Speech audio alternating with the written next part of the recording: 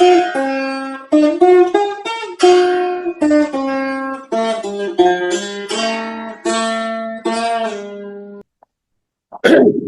first thing is, last time you are not there, but we discussed all the biochemistry, everything about bilirubin metabolism. So try to go through the slides I will circulate today, the end of today's talk. And you can update yourself with the biochemistry of that. Now the question is, whenever a patient of jaundice comes, the first question is it isolated elevation of serum bilirubin? Okay. If it is isolated elevation, it means different. It is associated with enzyme elevation, it is different. So is it usually isolated elevation means indirect hyperbilirubinemia. The causes of indirect hyperbilirubinemia should be looked at. So now, if so, is it unconjugated or conjugated? So unconjugated hyperbilirubinemia is due to hemolytic disorders. Hemolytic disorders of the newborn, hemolytic disorders of the adults. There will be congenital enzyme defects in the form of 4 diseases are there: Crigler-Nazar, Rotar, Dubin-Johnson. Then these are the 4 diseases. I'll also show you where exactly is the defect in each one of those things. So first question is it isolated elevation of serum bilirubin? If it is serum bilirubin is elevated, means more than 1.2 milligrams, then you have to see whether it is conjugated or unconjugated fraction. If it is unconjugated, then we are in for hemolytic anemia. Then is there associated liver test abnormality, enzyme abnormality, like SGOT, SGPT elevation, alkaline phosphatase elevation, GGT, 5-nucleosidase. These are the 4 enzymes: SGOT, SGPT, AKP, and then GGT, and then 5-nucleosidase is not usually done in this particular center. That is also important. The next question is, am I dealing with hepatocellular jaundice or am I dealing with cholestatic jaundice? This also is important for us to answer. Then if it is cholestatic, is it intrahepatic cholestasis or extrahepatic cholestasis? Intrahepatic usually infective or primary biliary sclerosis. Extrahepatic means there is a tumor, mass, pancreas, head of the pancreas, carcinoma, lymph nodes, or there is a stone, something is extrahepatic. Then this can be answered, but what we are dealing with is by a thoughtful history and physical examination, and of course interpretation of the laboratory tests and imaging process. The best imaging modality as far as jaundice is concerned is ultrasound. MRCP and other things, ERCP or doing an MRI are secondary. First and foremost thing is every patient of jaundice must get an ultrasound evaluation of the upper abdomen, particularly looking for liver, spleen, and gallbladder and biliary tract. This is a fundamental must. Now, what are the 3 types of jaundice we are having? One is a hepatocellular, that is something to do with the liver cell. Liver cell is not functioning properly, that is why there is. Obstructive, liver is functioning all right, but the flow to the biliary passages is obstructed either within the liver, intrahepatic, or outside the liver, extrahepatic. Or before the liver itself, that means overproduction bilirubin. That means excess of bilirubin is produced due to hemolysis. That hemolytic disorders just come. So the 3 types of disorders are hemolytic disorders are unconjugated bilirubinemia, obstructive jaundice is post-hepatic after the liver has synthesized the unconjugated into conjugated, and hepatocellular is mainly disease of the liver. Now, classification of jaundice can be made into 3 types, just as in the previous slide. Overproduction bilirubin. That means there is normally around 6 grams of bilirubin is produced per day. That is metabolized normally by the liver. But if there is excess hemolysis, either intravascular or extravascular, Intravascular hemolysis, premature RBC. Extravascular hemolysis, splenic sequestration and RE system, liver sequestration and causing. So it may be extravascular or intravascular. This is called overproduction by bilirubin. Lysis of the RBC either in the reticular endothelial system or it is in the precursors are lysed, which is called ineffective erythropoiesis. Then impaired hepatic function is hepatocellular jaundice. Various causes are there. One reason, commonest thing is hepatitis. A, B, C, or any other hepatitis. Or there could be cirrhosis of liver, or there could be alcoholic hepatitis, or there could be a drug-induced hepatitis. Some of the drugs can cause any type of hepatitis, can produce a hepatocellular jaundice. That means there is a mishandling of the bilirubin. As we have seen last time, there are 4 steps in the handling of bilirubin. One is the availability of unconjugated bilirubin in the blood and transport into the hepatic cell. That is a transportation of bilirubin across the sinusoidal brush border of the liver cell. That is step number 1. Step number 2 is conjugation of the bilirubin into from unconjugated to conjugated. Bilirubin monoglucuronide, bilirubin diglucuronide. Third step is the conjugated one has to get 2 limbs. That is the first monoglucuronide, then diglucuronide. Then it has to get excreted into the biliary canal. That is the 4th. These are the 4 levels of handling of bilirubin there. There could be a problem in any one of these levels. Obstruction to the bile flow is after the bilirubin is excreted into the biliary canalicularis. This could be intrahepatic cholestasis or extrahepatic obstruction. Extrahepatic obstruction, usually stone, stricture, tumor.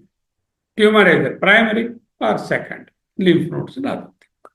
And usually extrahepatic jaundice is called surgical jaundice because it is the surgical treatment will be required.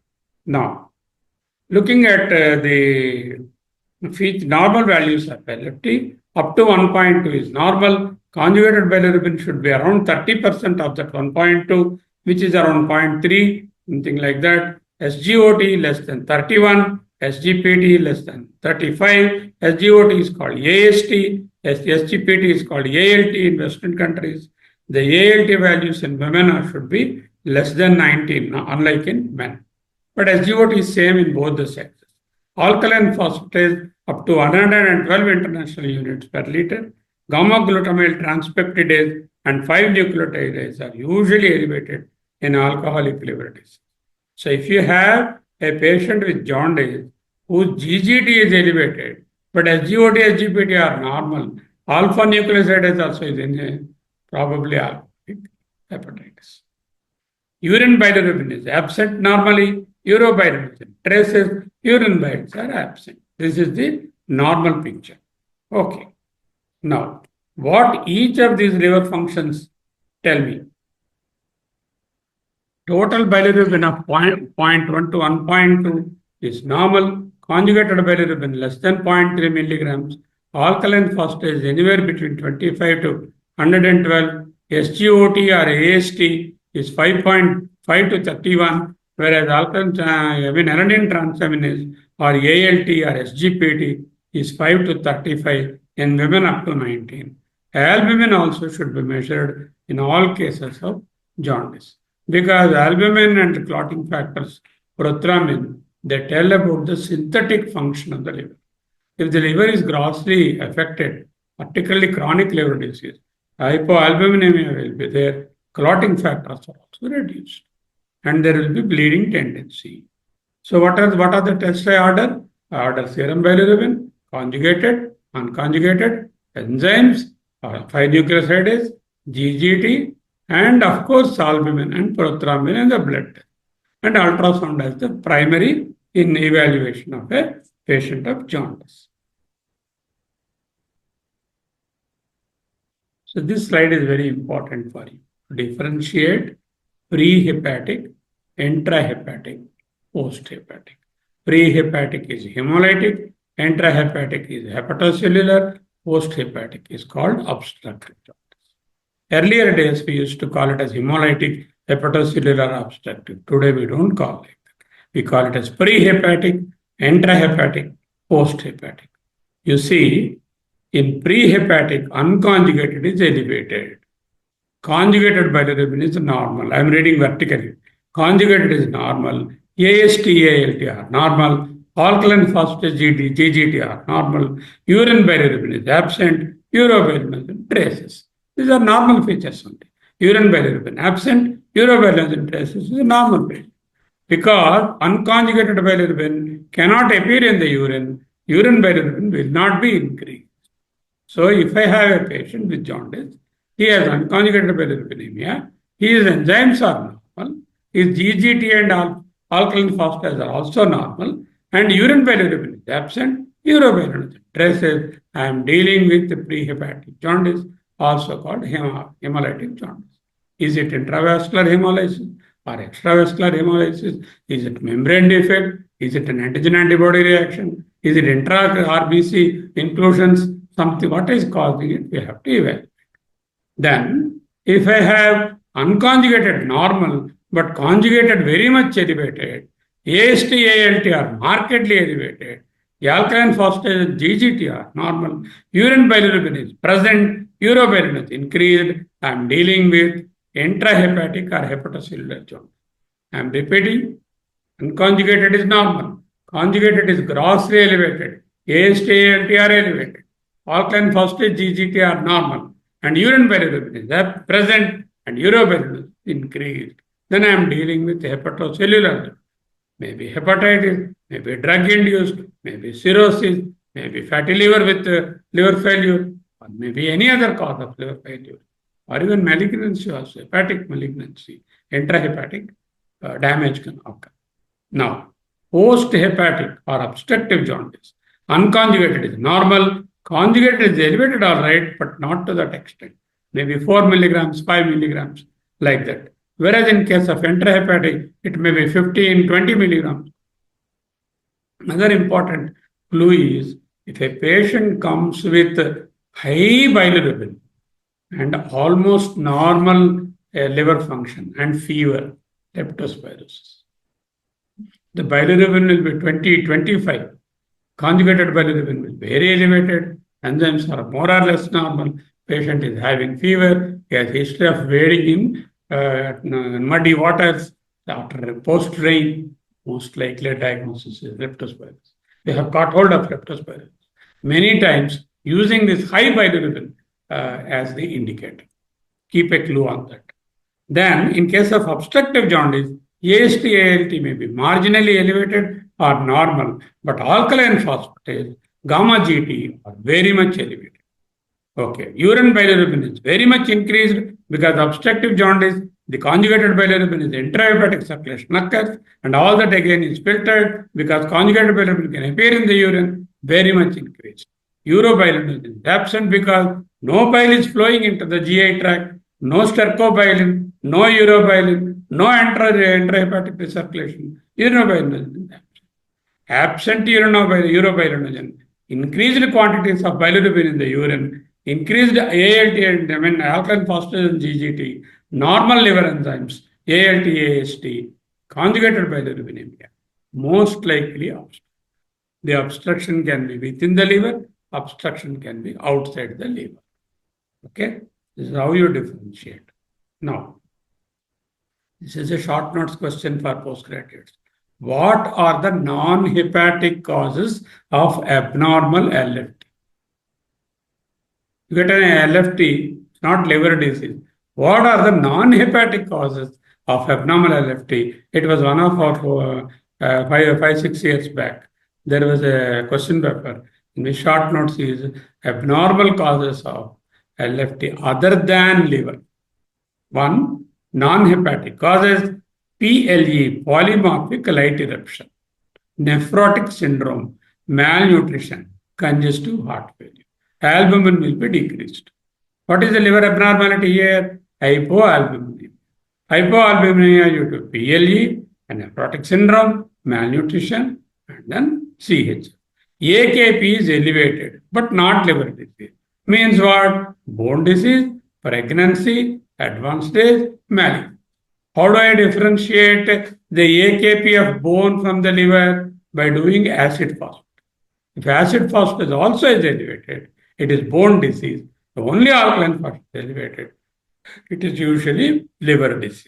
AST is elevated whenever you have intramuscular injections frequently, or MI or myositis, AST is elevated. Okay. Bilirubin is elevated in case of hemolysis, sepsis, and ineffective erythropoiesis. Prothrombin is abnormal in cases of where there is an anticoagulant used or antibiotics are used, or it could be due to dietary inhibition of vitamin K containing foods and steatorrhea. These are the non-hepatic causes of abnormal LFT. Okay. What imaging we need? Most important imaging investigation is ultrasound. Don't rush for MRI or any other, because it is 98% specific and 90% sensitive. Sensitive means it can rule out liver disease. Specific means it can confirm liver disease. So for GB stones, USG is much better than CT. If the stones are there in the small stones in the duct, then USG may not be very helpful. You may have to do an MRI or MRCP, or you have to do a ERCP. Okay. PTC, extrahepatic obstruction and drainage, percutaneous transhepatic cholangiography. PTC for extrahepatic biliary obstruction and drainage. ERCP, distal biliary obstruction for diagnosis and treatment.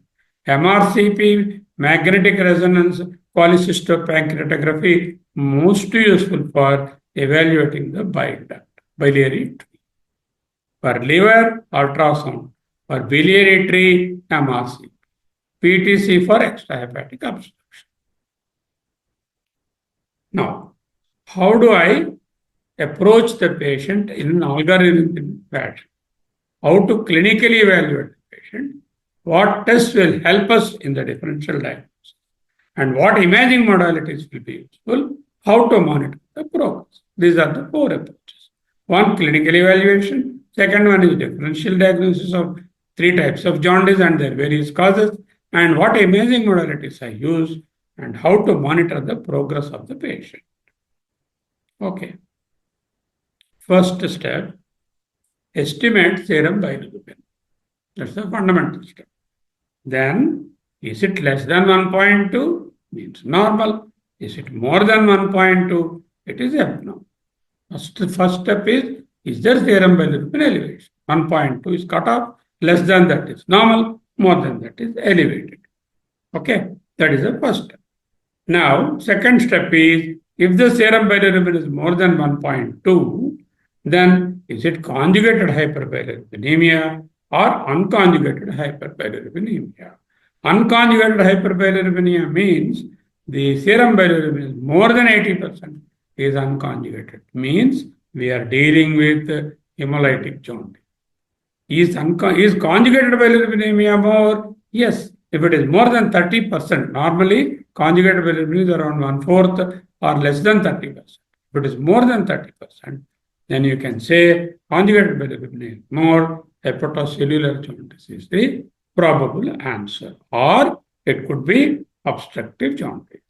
Unconjugated bilirubinemia, hemolytic jaundice. Conjugated bilirubinemia, hepatocellular jaundice, the intensity of bilirubin will be higher, and obstructive jaundice, moderate elevation. Very high elevation, suggestive of leptospirosis. Okay. Now, if it is unconjugated bilirubinemia, it is rather uncommon. Unconjugated bilirubinemia is not very common. Hemolytic jaundice is not very common. What are the various hemolytic disorders? Hemolytic disorder plus anemia. There will be 2 things. It will be hemolytic jaundice and hemolytic anemia. So patient will be anemic and patient will also have jaundice. That too unconjugated hyperbilirubinemia. What are the conditions? Inherited condition. Hereditary spherocytosis, sickle cell anemia, G6PD deficiency, pyruvate kinase deficiency. The common causes of hemolytic disorders causing hemolytic anemia and jaundice are inherited disorders like hereditary spherocytosis, sickle cell anemia, G6PD deficiency, pyruvate kinase deficiency. Suppose it is acquired hemolytic anemia, microangiopathic hemolytic anemia, MAHA, paroxysmal nocturnal hemoglobin urea. Means what? The hemoglobin occurs in paroxysm and it is only nocturnal. Paroxysmal comes and goes, nocturnal in the night. Hemoglobinuria. Microangiopathic hemolytic anemia. Ineffective erythropoiesis means B12 deficiency, iron deficiency, folic acid deficiency. That means in the factory there are no raw materials. The RBC are not able to mature. They are not able to have enough hemoglobin because the maturation is dependent on B12 and folic acid. The ironization is dependent on the iron. These are absent. The absence of raw materials. What will happen? The RBC are not able to mature. They are in erythropoiesis is rather ineffective. It is not able to translate itself into an effective RBC production. That is called ineffective erythropoiesis. Generally, this could also be a short. Ineffective erythropoiesis. What is ineffective erythropoiesis? It produces increased unconjugated hyperbilirubinemia. Increased bilirubinemia, mostly unconjugated. The precursors are destroyed intravascularly. And this is because the precursors are loaded into the vascular tree before they are mature. Why they are not maturing? There are no raw materials. Iron is not there, B12 is not there, folic acid. Nuclear maturation and hemoglobin maturation. Nuclear maturation is dependent on B12 and folic acid. Hemoglobinization is dependent upon the iron. Then, unconjugated hyperbilirubinemia can be due to drugs like rifamycin and probenecid. Rifamycin also produces dark urine. Jaundice fellow also will have dark urine. Then we have a problem. We have to distinguish whether it is rifamycin-induced jaundice. And then lastly, inherited disorders like Crigler-Nazar and Gilbert. These two are the unconjugated hyperbilirubinemia, whereas Rotars and then Dubin-Johnson are conjugated. So, out of the four diseases, two are unconjugated, two are conjugated. Crigler-Nazar is the serious, very serious condition. Crigler CN, there are two types in CN, CN1 and CN2. CN1 is fatal, child may not have celebrate first year of the birthday. Because the enzyme which is important for the glucuronization of the bilirubins, unconjugated bilirubin, to attach that is missing. UDP glucuronide transferase deficiency. The deficiency of CJ is UDP glucuronide transferase, which is the enzyme which converts unconjugated to conjugated, is missing. Totally missing CN1, partially missing CN2. CN1 is very fatal because the bilirubin is not conjugated, the enzyme is not there, unconjugated bilirubin accumulates. The other one is there is a mild deficiency in the glucuronide activity. Glucuronide transferase activity is all right, but it is not up to the mark. So that is called Gilbert. Gilbert also produces unconjugated because conjugation is not taking place before the conjugation. But the beauty of Gilbert is it is a very benign disease. It comes and goes. Whenever there is fever, stress, or something, it will appear and it will go back. I had a patient in the United States. He was having persistent hyperbilirubinemia. In that country, nobody has, they were marking increased bilirubin all the time, but they are not able to pinpoint what is there. And he sent the reports over email. And I looked at them and everywhere it is unconjugated bilirubin. Unconjugated bilirubin in an adult patient. The most common cause is Gilbert. It is benign condition, does it have any other manifestation? Simple unconjugated bilirubinemia persistently different reports may be Gilbert, or he may have hemolytic anemia also. So once after 2-3 months he came to India, I asked him to get evaluated. He got evaluated and he had sickle cell trait. and his child has got sickle cell anemia. Then called the children also, one of the child is having sickle cell anemia. This fellow, because of sickle cell triad, he is having hyperbilirubinemia, unconjugated, but did not have the problem because he is only a triad. But it got manifested in the child, sickle cell disease. So another patient, similar patient, he keeps on coming to me, sir, my bilirubin is elevated, my bilirubin, always he is worried. And I look at it, it is unconjugated. Liver enzymes are normal, and then liver scan is normal, no symptoms, no fear. Don't worry, my dear, this is Gilbert. This Gilbert will be there with you for life. It's not going to harm you. What is Gilbert? Gilbert is deficiency of glucuronide transferase to a very mild degree. Whereas Kliger-Nazar is a serious disease, and it is more in children. Gilbert is more in the adult. These two are unconjugated hypertension. Okay. The other two are Rotars and Johnson. DJ and Rotar are the excretion of the conjugated bilirubin into the biliary canaliculus, where MRP2 protein, multi-drug resistant protein 2, is at fault. That is the rate limiting step. And the MRP2 protein is not allowing the conjugated bilirubin to get into the biliary canaliculus, and the conjugated bilirubin accumulates in the hepatocyte, in the liver cell, and that gets absorbed into the circulation. And that produces conjugated hyperbilirubinemia. There are two conditions, Johnson and Rotar's disease. Between them, Rotar's is the milder disease, and Johnson is the serious. So now you understand in the liver and Rotar's, particularly the first two, the unconjugated ones are mainly in the glucuronide transferase defect. Whereas Rotar, you have two defects. One defect is bilirubin entry into the liver, the other is excretion into the biliary canal. So it produces both conjugated and unconjugated elevation. Johnson produces only conjugated elevation. It's very easy. So if 4 conditions are there, 2 of them produce unconjugated, one appears very serious and in children, the other one is very mild and benign, appears in adults. So that is Gilbert. The serious one is Kliger-Nazar. Whereas the other two are conjugated hyperbilirubinemia. They are due to the failure of excretion into the biliary canaliculus. Out of them, DJ is the genetically mediated defect in the MRGP protein. Whereas Rotar's is both an entry into the liver cell as well as into the biliary canal. So this is both conjugated and unconjugated. Very easy. Definitely this will be a question, a short note question on discuss congenital hyperbilirubinemia. That will be the question. In these 4, you have to put the diagram, the 4 steps, and say this is this. Finished. Whatever I said in the last 10 minutes is the answer. Discuss the DD of congenital hyperbilirubinemia. Okay. Drugs like rifampicin, inherited Kliger-Nazar and Gilbert. So this is over. Now, third step is, if the conjugated bilirubin is increased, then are the enzymes also elevated? Next question.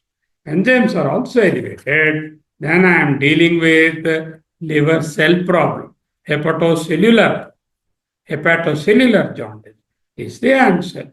And then what am I to look at? Then also look at AKP, 5N, 5-nucleoside GGT. These are the excretory enzymes. They are usually not. So SGPT 1000, SGOT 1000, ALP is normal. Bilirubinemia, conjugated hyperbilirubinemia is there. Patient is having fever, tenderness, most likely hepatocellular jaundice, hepatitis. Then do alkaline phosphatase GGT and alkaline phosphatase in GGT are elevated in obstructive jaundice. Enzymes marginally elevated, AKP GGT are very highly elevated, serum bilirubin is moderately elevated. You are dealing with obstructive jaundice. In this case, usually AST, ALT are usually not. The 4th step. Okay, I have confirmed it is hepatocellular jaundice. How did I confirm? Patient is having jaundice, patient is having conjugated hyperbilirubinemia, AST, ALT are increased, AKP and GGT are normal, and then this we are in with a hepatocellular jaundice. What is the DDF? Conjugated hyperbilirubinemia AST, ALT are increased, and then you have AKP5NS and GGT are normal. It could be due to hepatitis A, B, C, D, E, cytomegalovirus Epstein-Barr. Okay, toxic hepatitis due to various drugs and alcohol also is the toxin. The two things the liver doesn't like. One is the fat, the other is the alcohol. Liver hates fat and alcohol. Fatty liver disease, non-alcoholic fatty liver disease, and alcoholic fatty liver disease. Malignancy, primary malignancy or secondary malignancy, cirrhosis due to alcoholic liver disease or non-alcoholic fatty liver disease. These are the various hepatocellular causes. Discuss hepatocellular jaundice. Hepatocellular jaundice can be usually acute or chronic.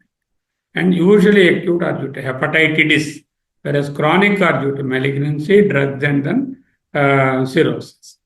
So the features are conjugate availability elevated, AST, ALT are elevated, AKP, GGT are normal, and then you have a liver scan.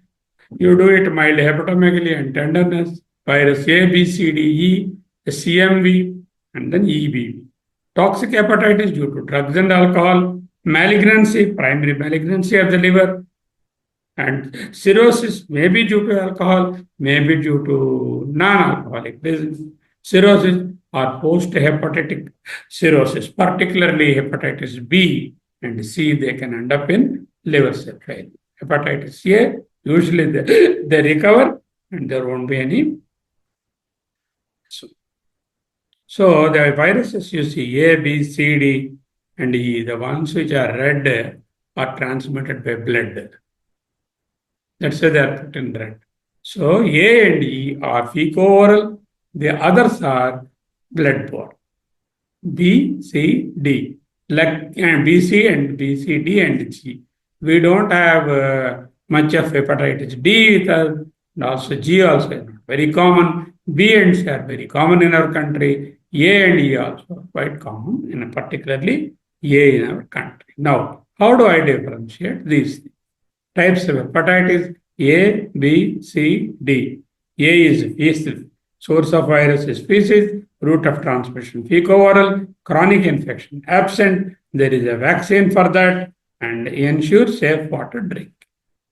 Hepatitis A vaccine, all of us should get, because we are eating in the hostels, eating outside food. Everybody should be protected about hepatitis A. There is no chronic phase. It comes and goes and recovers. Whereas hepatitis B, it is blood and body fluids like semen and other things. Skin and mucosa are the route of transmission. There is a chronic phase. Vaccine is available. You all know hepatitis B vaccine, 0, 1, and 2 or 0, 1, and 6. Two types of immunizations are there. Engerix B or any one of these things. If you are not protected, protect yourself, because you are a healthcare worker. You must get hepatitis B vaccine, all the 3 doses. And also check your antibody titers after the 3 doses of 1 month after that, whether the antibody titers are good enough and you have a sizable immunity or not. Then hepatitis A, again, blood and body fluids, skin and mucosa, and then you have, it's a chronic infection. Unfortunately, we don't have a vaccine for hepatitis. Hepatitis D, blood and body fluids, skin and mucosa, chronic phase is there. There is a vaccine, but luckily we don't have much of hepatitis D. So what vaccines I have to take? A and B only. E, there is no vaccine, fecal-oral route, and then ensure safe drinking water. It's a milder illness compared to A also, but it's not a problematic disease. Okay. G I have not discussed. Now, post-hepatic obstructive jaundice. This is also called painful jaundice. Painless jaundice and painful jaundice. Patient complains of pain, and then the Murphy sign is positive. You ask, what is Murphy sign?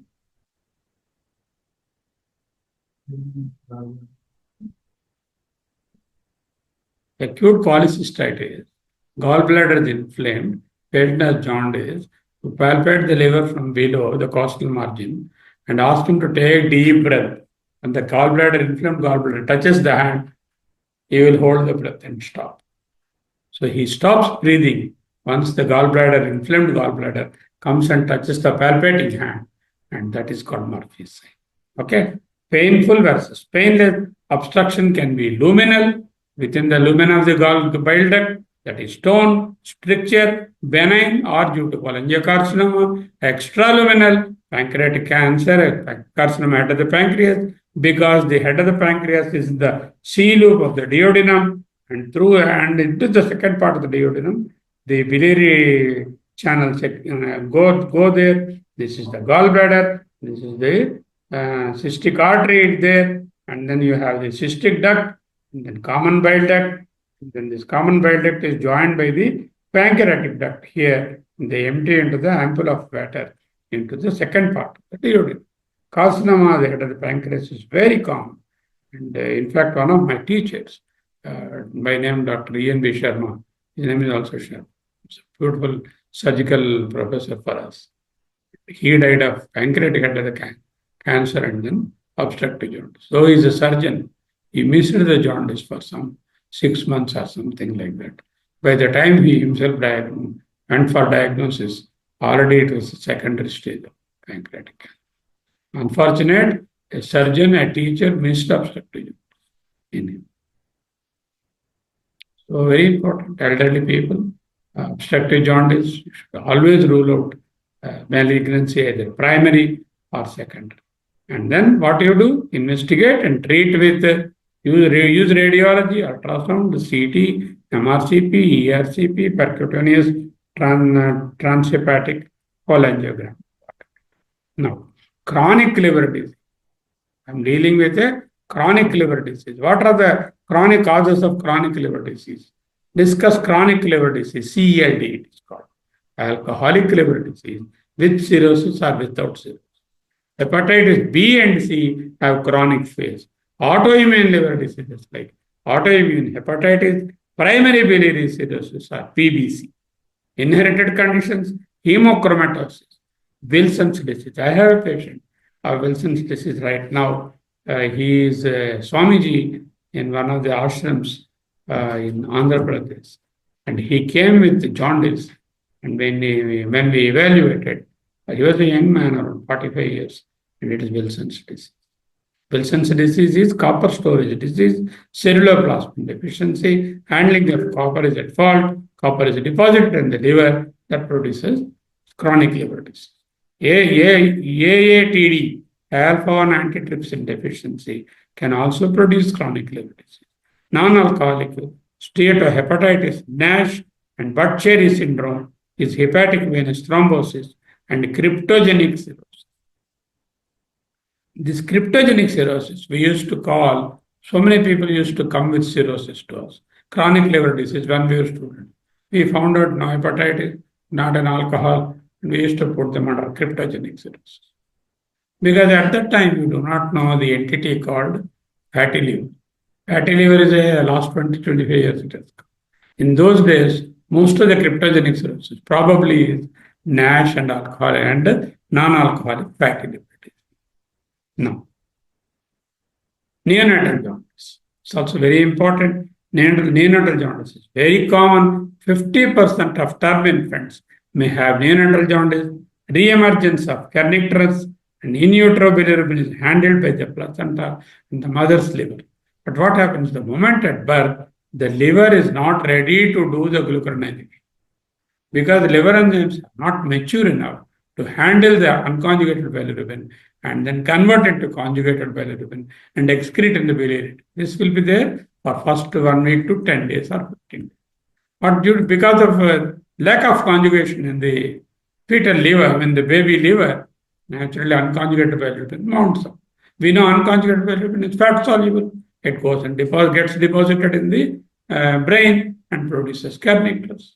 So, unconjugated hyperbilirubinemia, basal ganglion involvement, extrapyramidal symptoms, kernicterus in a young patient, neonat, most likely due to neonatal. And hitherto, the mother is handling, the placenta is handling the bilirubin and converting it to conjugated bilirubin. Now, once the child is born, the placental support is lost. Liver has not taken over as yet. So, neonatal jaundice occurs. Neonate has to cope with increase in the bilirubin production, and the immature liver cannot handle for a few days up to 2 weeks. Then this slide tells there is RBC, the RBC heme is released, the heme release produces carbon dioxide, carbon monoxide, and iron. Biliverdin is produced. Biliverdin is converted to bilirubin. Bilirubin by UGT glucuronide transferase to diglucuronide. Diglucuronide is excreted in the stool and also intrahepatic circulation. But what happens? Heme oxygenase is the enzyme which converts the heme to biliverdin, and biliverdin to bilirubin. Biliverdin reductase is the enzyme, and bilirubin to diglucuronide, UGT glucuronide transfer. These enzymes are at fault. How do I treat them?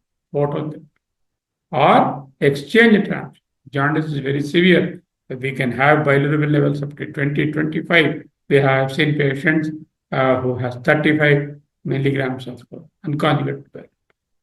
But exchange transfusion, phototherapy are the important methods of treatment of neonates. What is the basis of phototherapy? How does it work? UCB is not water soluble. Blue light confrontational changes in the UBG. You give the photoisomers are water soluble, exposed to the light, and they converted into blue light confrontational changes. That is the arrangement of the structure of the bilirubin changes, and the photoisomers are formed. These are water soluble. They are excreted in the urine. Okay, blue light converts the UCG, unconjugated bilirubin, into its photoisomers. Soluble photoisomers pass through the glomerular filter and get excreted. Thus, conjugation in the liver is bypassed by the phototherapy. Now, drug-induced jaundice, hepatotoxic drugs, conventional drugs, natural substances. Acetaminophen, that is your paracetamol, itself large doses can produce jaundice. Alpha-methyl dopa, antihypertensive, amiodarone, anticardiac arrhythmia drug, dantrolene, and then diclofenac. Dantrolene is a sort of muscle relaxant, dantrolene, and then you use dantrolene, and then diclofenac, disulfiram, antabuse, used for alcoholic habituation, fluconazole and other conazoles, vitaconazole, fluconazole. These are the antifungal drugs. Among the antidiabetics, glipizide, glyburide. Among the anti-TB drugs, isoniazid, ketoconazole also, antifungal drug, labetalol, lovastatin, the anti-cholesterol drug, nitrofurantoin, urinary antibiotic, thiazide, the anti-thyroid drug, troglitazone, not at all used nowadays, trazodone. These are the various.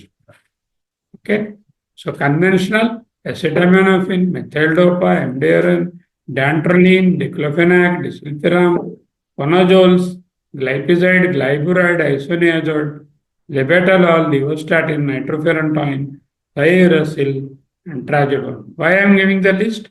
Whenever you find a patient with jaundice, you must ask for the drug history.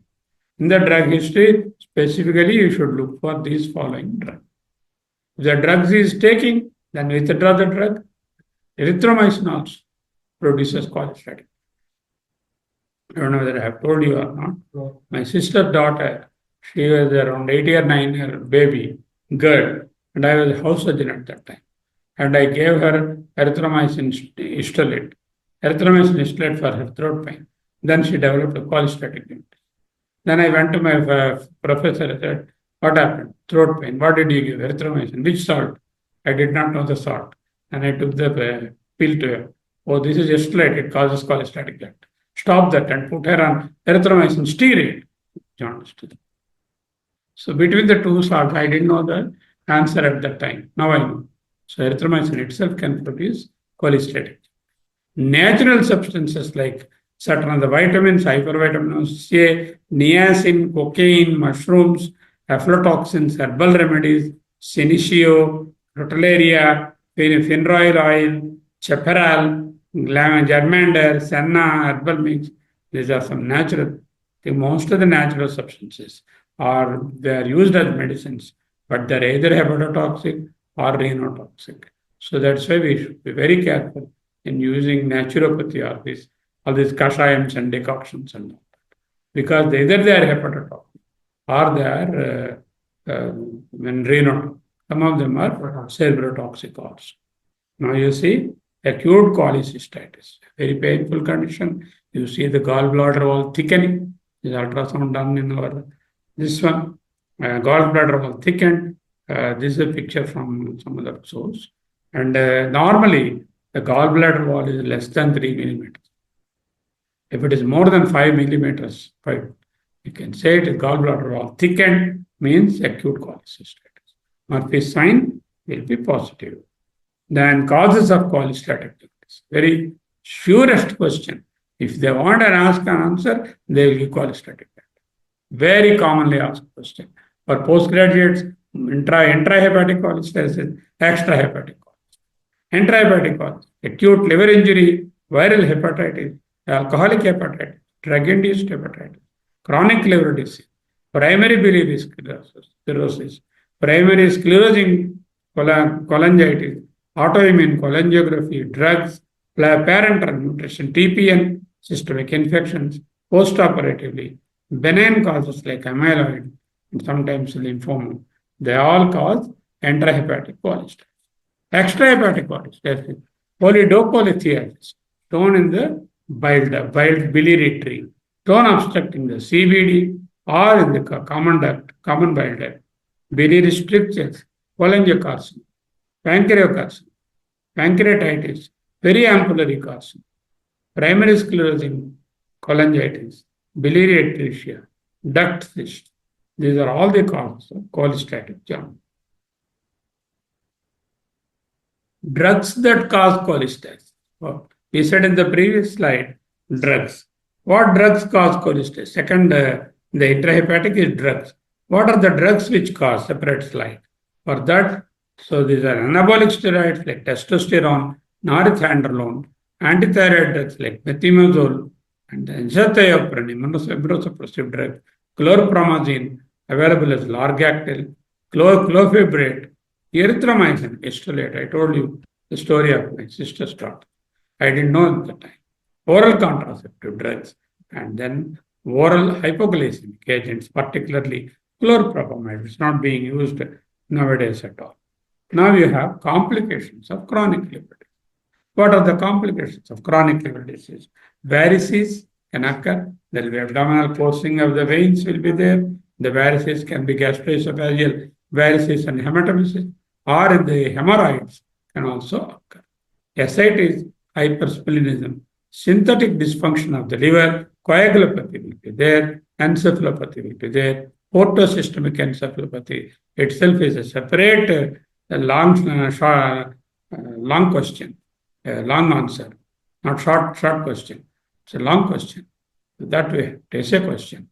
That portosystemic encephalopathy, we will take it up as a separate entity. Immunodeficiency, malnutrition, hepatocellular carcinoma can occur in a case of chronic liver disease. Now, I told you the patient who had that Hebelson's disease. There's another patient from other source. You can see the KF ring, the brown-colored, copper-colored ring at the periphery of the cornea. You see. How do you differentiate this from arcus senilis? What is arcus senilis? White. Arcus senilis is white, occurs in old age, and there will be a rim of clear cornea after the ring. The white ring will be there, and clear cornea again will be there. Here there is no clear cornea. It is at the periphery of the cornea. That's why the end is brown in color. Of course, ceruloplasmin and this deficiency. The differential diagnosis of KF ring and arcus senilis. Now I am showing a few cases of mine. This Joy Viveka is a patient who came to me in 2010. So you look at the bilirubin. What do you do? How do we go about? What is the bilirubin? What is the bilirubin here? 2.4. Bilirubin elevated or not? Yes, elevated. Then immediately what I should look at, is it direct or indirect? That should be the next question. That's what I have given. By direct bilirubin, 1.1, indirect bilirubin, 1.3. That means almost 50%. Direct bilirubin should not be 50%. It should be 25%, not 50%. That means it's conjugated bilirubin. So patient has got jaundice, and girl, 22-year-old girl, jaundice and hyperbilirubinemia with conjugated hyper. Then immediately what I should look at? Enzymes. Enzymes are 2000, 2200, 3200, very much elevated. Alkaline phosphatase is almost normal, 116. The diagnosis is obvious, photosynthesis. And we evaluated her further to see whether it is B or A. Why? B and C have chronic phase, A does not. So for that reason, what we did, so Joy Viveka, so this, see that patient, 1308, that is August 13, that was the report. And then my total proteins are, so we have to see proteins also. 6.9, albumin is normal, globulin is normal, AG ratio normal, gamma GT is marginally. So we don't expect the gamma GT to elevate in a case of hepatocellular jaundice. Here the cause is intrahepatic colitis. So whenever the gamma GT is elevated in a patient with hepatocellular jaundice, there is intrahepatic colitis. Now you see, anti-HCV, non-reactive, anti-HBs antigen, non-reactive, anti-HAV, reactive. So the diagnosis of hepatitis A induced hepatocellular jaundice. Now we have to go step by step. Okay. So now after 21/8, another 8 days later, you see serum bilirubin has come down, and then the conjugated is still high, 1.5. I told you conjugated takes time because of the delta bilirubin. SGOT and SGPT have become very normal now. 124 and 449 compared to 2000. Alkaline phosphatase is also normal. So she is on the road to recovery. Now that's over. Another case. One doctor by name M.V. Reddy, he has referred a patient to me. He is my close friend. He said, "Good morning. I am interested in this patient. In this case, this letter suffering from gross anemia. Please do the needful. Master health checkup." That's how the practitioners will. So he has picked up anemia and rightly sent it for evaluation. He didn't pump iron and then keep quiet. It is good that he had a doubt that what is this anemia in this patient and then sent. So he said, "Master health checkup you do and find." So then the patient came to me. You see here, my notes on that day. I don't know whether you will be able to. We are able to see that. Okay, good. So referred by Dr. Reddy, Kiran Kumar is the patient. This is 3610 and he has got hepatosplenomegaly. So, and he has got gross anemia, jaundice, hepatosplenomegaly. Jaundice, anemia, hepatosplenomegaly. What will be the condition? Hemolytic. High hemolytic jaundice, hemolytic anemia, hepatosplenomegaly. That means the anemia is not due to iron deficiency or B12 deficiency. It is not nutritional anemia. It is most likely hemolytic anemia. So the mother brought this Kiran Kumar and she did not bring any other record. And I asked for some tests. Peripheral smear, I would like to look at the hemolysis, TBC-ESR, ferritin TIBC to rule out nutritional, LFT to know whether the liver is normal, and then ultrasound abdomen is a must. I have to do, and then motion routine and occult blood to see whether there is any bleed there, and then HIV, HBs antigen, X-ray chest, ECG, and then reticulocyte count for hemolytic anemia, FPG, bone marrow, UGA, colonoscopy at a later. So they have done those tests. Now I did the ultrasound myself. I do the Sarma hospital. I used to do my own ultrasounds and echocardiograms. Treadmills, I do my own. I am qualified to do them. I underwent the courses. Okay, left kidney and spleen. So together we have taken spleen is enlarged, 14 centimeters. Spleen size, you can see my the right kidney is normal, liver also is enlarged. So you can see the report by me, Sarma ultrasound. 14.4 spleen size, hepatosplenomegaly I have reported. So there is a liver and spleen enlarged, and a patient with jaundice. Kiran Kumar is the patient. So you can see. So it's Kiran Kumar, 32 years. Now you see the investigations. So I have sent him for evaluation. You see very carefully. RBC count is 1.35. Normally it should be around 5. So there is a gross anemia. Hemoglobin should be around 15. It's only 5. And then hematocrit is 15.6. All the three parameters, RBC count, hemoglobin, hematocrit are on the lower side. And you look at the MCH is very grossly elevated. Okay, and you see the platelet count, there is 63,000 per cubic millimeter, slightly on the lower side. Okay. Now, you see the liver function. Total iron binding capacity is normal because it's not nutritional, not iron deficiency. Bilirubin is 3.2. Immediate question is it conjugated or unconjugated? What is the conjugated? Only 0.4. Unconjugated, rest of it 2.8. That means majority of the bilirubin is unconjugated hyperbilirubin. And my diagnosis is already there. I hemolytic jaundice I am suspecting. It came with anemia, came with jaundice, hepatosplenomegaly, unconjugated hyperbilirubin. And SGOT, SGPT are normal as expected. Alkaline phosphatase is also normal. Total proteins, albumin, globulin, everything is. So it is not the liver at fault. It is pre-hepatic or hemolytic jaundice.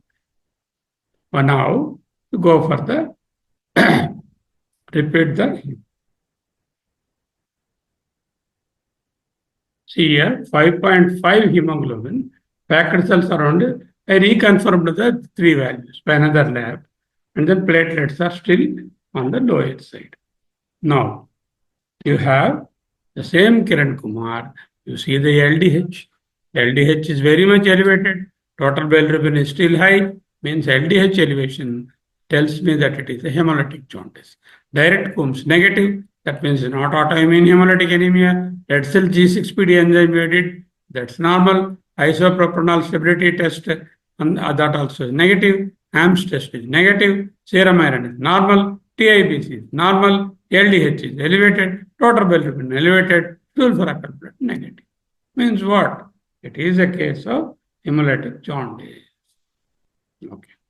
Now, differential diagnosis. Unconjugated hyperbilirubinemia, increased bilirubin production, impaired hepatic bilirubin uptake, impaired bilirubin conjugation. What are the conditions which can cause unconjugated bilirubinemia? Increased bilirubin production, extravascular or intravascular hemolysis. Extravascular blood into the tissues and blood deteriorating and producing the serum bilirubin. Errors in the production of RBC, ineffective erythropoiesis. Impaired hepatic bilirubin uptake, congestive heart failure, portosystemic stents. Drug-induced rifamycin, probenecid, and flavin. Impaired bilirubin conjugation, 4 types. Gilbert, regular Nazar 1 and 2, neonatal jaundice NNJ, this is physiologic, hyperthyroidism, estrogens, Wilson's disease, chronic. Whereas the Roters and Dubin Johnson will not produce unconjugated, they produce conjugated. This is a table of unconjugated. Gilbert's is the milder variety, CJ, CN1 and CN2. CN1 is more fatal, that also we know. Now, we have got in a hemolytic patient like what we have seen, Kiran Kumar, intracarpsecular, dextracarpsecular. Intracarpsecular means within the RBC there is some defect. That means hemoglobinopathies. That means the globin chains of the hemoglobin are at fault. Sickle cell anemia, thalassemia, hemoglobin C. Cytoskeleton of this cell, red cell, is at fault. That is hereditary spirocytosis, stomatocytosis, elliptocytosis. Enzymopathies, G6PD deficiency, pyruvate kinase deficiency. So intracarpsecular you have to classify as hereditary and acquired. Under hereditary, hemoglobinopathies where the chains are globin chain, exoskeleton, our RBC skeleton is at fault. So hemoglobinopathies, sickle cell anemia, thalassemia, hemoglobin C, cytoskeleton defect like hemoglobin S disease, and then hereditary spirocytosis, and then stomatocytosis, elliptocytosis. Enzymopathies, G6PD deficiency, pyruvate kinase. Acquired, peroxisome. maternal hemoglobinuria. And then extracorpuscular, nothing to do with the red cell, but something other than outside the red cell is causing them to lyse. For example, hereditary familial hemolytic uremic syndrome, acquired mechanical, that is somebody has got a prosthetic valve, then they will have a microangiopathic hemolytic anemia. Toxic agents, infections like malaria and other autoimmune diseases, and then drugs also, extracorpuscular. Then, when you do the magnetic resonance cholangiopancreatography, MRCP, you can see two stones are there in the common bile duct. MRCP done, and you can see the two stones nicely in the common bile duct. Now, you have to do the retrograde cholangiogram, ERCP, bile leak from the cystic duct after cholecystectomy. So they did a cholecystectomy, but still there is a leak of bile and jaundice is persisting. When we did this, when we do such test, we can see the leaking bile there of the cholecystectomy. Finally, retrograde cholangiogram. Retrograde cholangiogram. Primary sclerosing cholangitis, PSC, stricture due to cholangiocarcinoma is the diagnosis in this case. Now you have got a retrograde cholangiogram, ERCP, irregular dilatation of the intrahepatic and extrahepatic ducts. Completely see all the biliary tree is dilated, intrahepatic dilatation and extrahepatic dilatation of the biliary duct because of the dilatation of the intrahepatic duct because of the stricture there. And then finally, sclerosing, primary sclerosing cholangitis, the cholangioles are completely sclerosed, narrowed abnormal intrahepatic bile ducts, normal extrahepatic. Extrahepatic part is normal, intrahepatic part is sclerosed. This is called the PSC, or primary sclerosing cholangitis. Alcoholic cirrhosis of liver, cut surface of autopsy liver of a patient with alcoholic cirrhosis, multiple small nodules and diffuse scarring. This is a coarse nodular cirrhosis. Usually, the alcoholic cirrhosis is a coarse nodular cirrhosis, whereas post-hepatic cirrhosis is a fine nodular cirrhosis. Okay. Then you have got a CT abdomen where you see a large mass is seen in the liver. That is the hepatoma with central necrosis. Large hepatoma in the right lobe of the liver with central necrosis. And this table is very easy, very final thing. So clinical cause, hemolysis, autoimmune abnormal hemoglobin, uncommon frequency depends on the region. Intrahepatic infections, hepatitis A, B, C, common or very common. Chemicals or drugs, acetaminophen, alcohol, common. Genetic errors in bilirubin metabolism, Gilbert's, Crigler-Nazar, Dubin-Johnson, Rotar. Gilbert is very common, 1 in every 20 people. Gilbert will be there. So if you see a patient with adult patient, no symptoms, unconjugated hyperbilirubinemia, first diagnosis is Gilbert. Crigler-Nazar, very rare but fatal. Dubin-Johnson, so very rare. It is a conjugated bilirubin that occurs. In Rotas, it is both conjugated and unconjugated. Genetic errors, Wilson's disease, alpha-1 antitrypsin. Autoimmune, CAH, chronic active hepatitis, neonatal jaundice, physiological jaundice. Post-hepatic, intrahepatic biliary cholestasis, drugs, primary biliary sclerosis, cholangitis. Extrahepatic, gallstones, pancreatic tumor, cholangiocarcinoma. Okay. Now, when I should refer the patient to a GE specialist? It's important, no? When you see a patient of jaundice, all jaundice patients you don't have to refer. You can find out whether hemolytic jaundice, what the gastroenterologist will do. He'll do nothing. He will ask him to go to hematologist. Okay? Surgical jaundice, what he is going to do? He has to go to the surgeon. So there are limitations for gastroenterology. One should know when to refer a patient to gastroenterology. Unexplained jaundice. I could not say it is hepatocellular or hemolytic or post-hepatic obstructive jaundice. Suspected biliary obstruction. Acute hepatitis, severe fulminant hepatitis. Unexplained LFT is persisting for more than 6 months.